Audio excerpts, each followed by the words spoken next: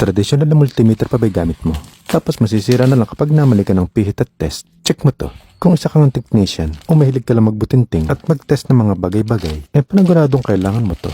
Ito yung mga kasama niya sa package. Kung gusto mo nga din itong pag-aralang gamitin may user manual namang kasama yan. Ito nga yung Habot Test HT123. Sa likod nito mukha siyang cellphone. May rubber protector nga din siya para pamprotekta din niya. Kailangan mo nga lang din itong lagyan ng dalawang AAA battery para mapagana mo siya. High precision siya na may anti-burning features. Automatic na yung kanyang identification kaya no need ka na mag-ship o magpihit-pihit pa dito. Ito nga yung power button niya na kailangan mo lang i-long press. Once naka-auto yan, siya na ang bahala. May built-in pa nga siyang flashlight dito sa likod. So ikabit na nga natin tong kanyang wire. Mapa DC man o AC kaya mong i-test dito. Na wala ka nang pipindutin pang iba. Dahil matalino na din siya para malaman niya kung ano yung tinetest mo. At kahit mabaligtad ka pa, meron nga din siyang NCB o non-contact voltage.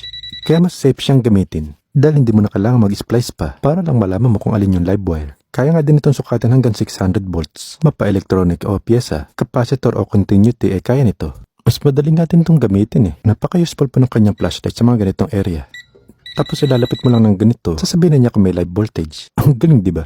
May backlight pang monitor niya. Mas mapapadali na trabaho mo dito. Mas safe ka pa.